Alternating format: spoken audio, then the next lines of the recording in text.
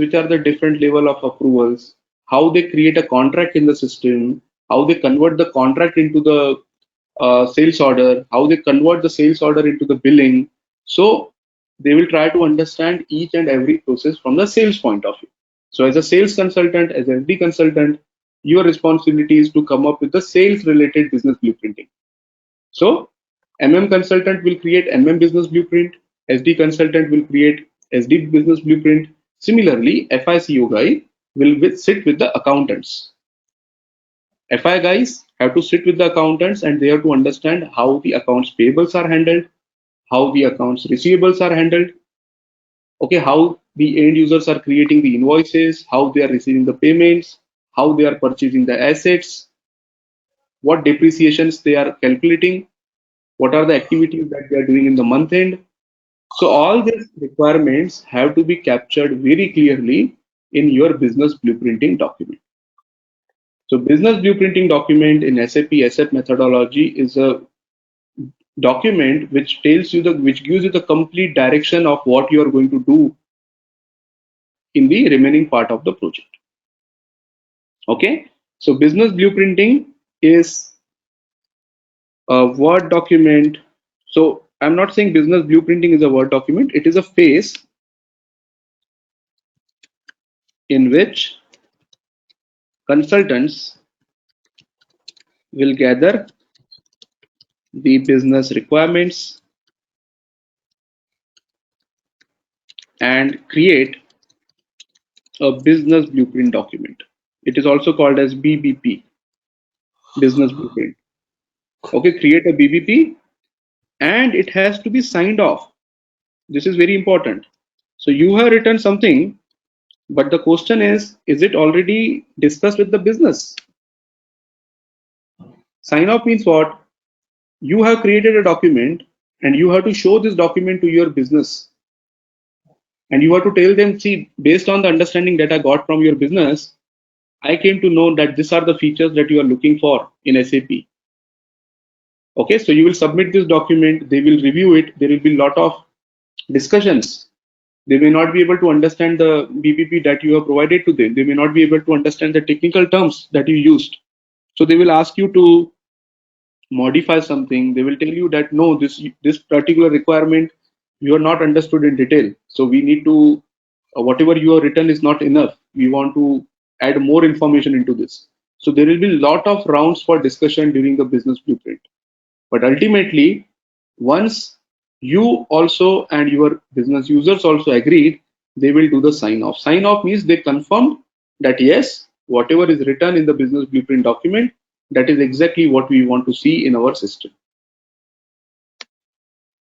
Okay, so once this sign off is done, then only you should go to the realization phase, because you know now customer has already confirmed that yes, this is exactly what I'm looking.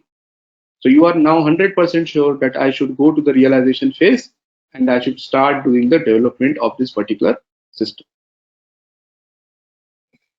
Clear? Any question on the business blueprinting part?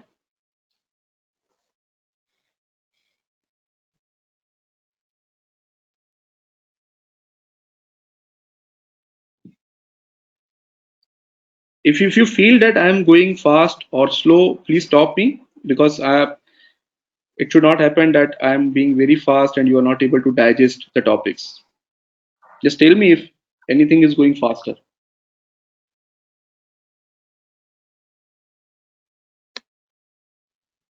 No questions? Can I proceed to the realization phase?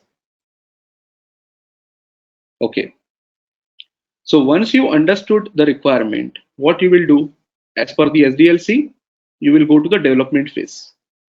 Now, if it is a software which is being developed from scratch, in that case, there is no other option but you have to write the coding itself if you are developing a completely new software. But in our case, when we are talking about SAP, we are not developing SAP from scratch. SAP is already developed software. So what are we doing in the realization phase? In the realization phase, we are just activating those features which are required by us. We don't need to start from scratch. SAP has already provided the software which is already ready to be used. But only thing is SAP has provided hundreds, thousands of features.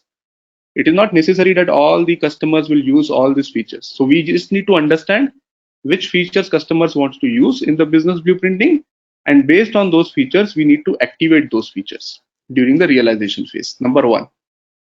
Number two, customer has given you a requirement that I want to see this functionality in SAP. But you as a consultant know that although SAP is a very big software, but this customer, what functionality he is looking for, that is not in SAP. Very much possible. Okay, we cannot say everything is available in SAP. There are some points which are not available in SAP. And if they are very important for the business, they will say, no, without these features, I cannot go for SAP. So what you will do in that case, if there is a requirement from the customer that I want to use this feature, but on the other hand, SAP doesn't have that feature. So one very good thing from SAP is they provide you the option to change the SAP product as per your requirements. But again, I'm talking about on-premise. If you are using cloud, in cloud, as I told you, SAP will not allow you to change the standard processes. If you are using on-premise system, then SAP provides you all the options. They will tell you this is your system now. You decide what you want to use. You decide how you want to change the system.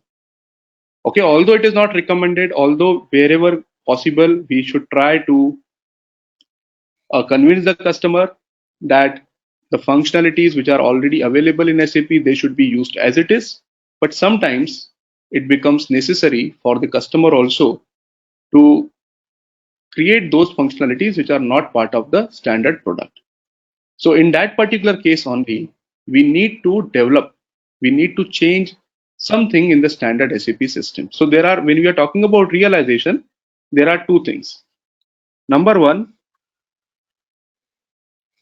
adjust or activate. Instead of adjust, I'll say activate the standard processes, activate the required standard processes, because there are a lot of standard processes, but you will be only activating those which are required by your organization. So activate the required standard processes. And number two, create the custom business processes. I know a lot of you are new to SAP, so this is very important. You should understand these two terminologies which should be used throughout your SAP career. What is the difference between the standard process and the custom process? Standard process is something which is already pre-delivered by SAP. SAP has already given you this functionality. So there are a lot of functionalities which are already given to you by SAP. You don't need to do anything. You just need to activate those features, nothing else. But for those features which are not provided by SAP, okay, those features which are not provided by SAP, if you want to create on your own, those are called as custom processes. This standard processes, if you go to 10 companies who are using SAP, the standard processes will remain same. The way the standard processes are used, it is exactly same for those customers who are using SAP. But the custom process will be different in each company. So if you go to one company, if you see their custom process, it is not necessary that this custom process is also used by another company who is using SAP. That is the reason it is called as custom. Custom means as per customer's requirement. So customer requirements would be different. If you go to two separate companies, your customer requirement would be separate. But the standard will remain same. Whatever is there in the standard SAP system, that will not be changed. So remember, in the realization phase, we need to activate the required standard processes, or we need to create, or maybe instead of create, I will also say, or adjust. So it may not be the complete development, but you want to change the behavior of the standard system. So you need to create or adjust the custom business processes. These are the two things that you will be doing during the realization phase. Who will be doing the activation of standard business processes?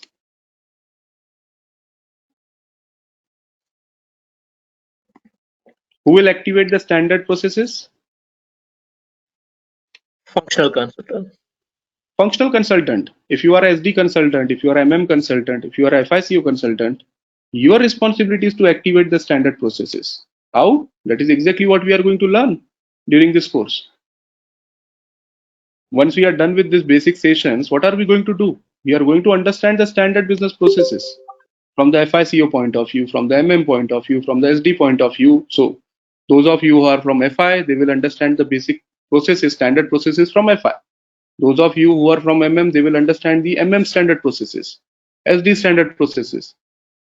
Okay, so it is our responsibility as a functional consultant to activate the required standard processes.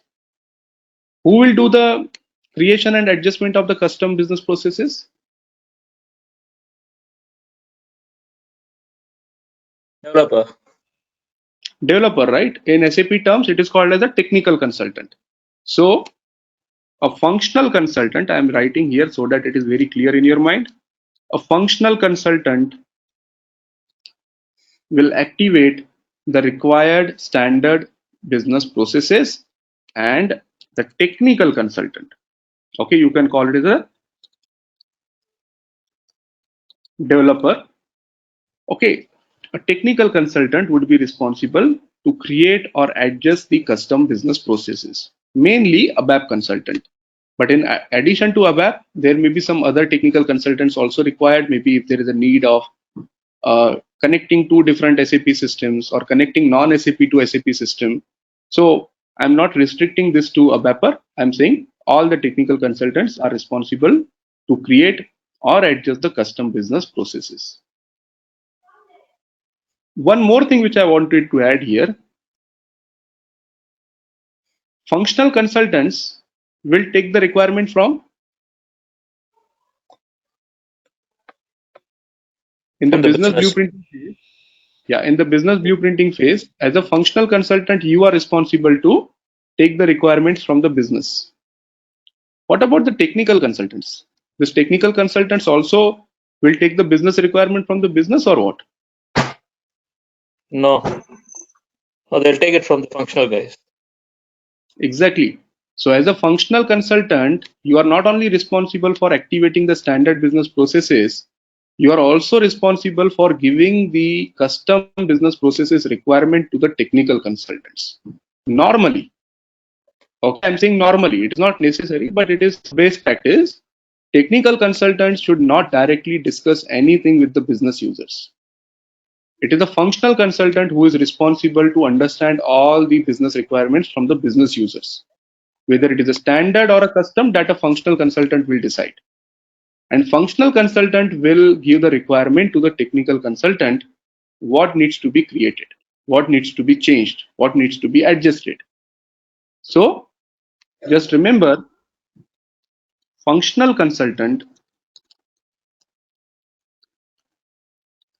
will provide the requirements to technical consultants. Technical consultants should avoid direct interaction with the business users. Okay, why we are saying technical consultants should not directly discuss with the business users who are creating the purchase orders, who are creating the sales orders, who are doing the invoicing, who are doing the payments. They are not aware about the technical things. They are not aware about how the coding is written, right? So they will not be able to tell the technical consultant what to write, what to change. But functional consultants, although they are not may not be good in the coding, but they understand how the system is developed, how the system, what exactly is used in the background. Okay, so although functional consultant doesn't need to know the coding, but the technical architecture, like how the data is stored in the tables, okay, those things are known by the functional consultant, and that is the reason this is the right person to tell the requirements to the technical consultants. Okay, so in the realization phase, a functional consultant will activate the required standard processes, and the technical consultant will create or adjust the custom business processes by taking the requirement from the functional consultants. Clear on this? Any question?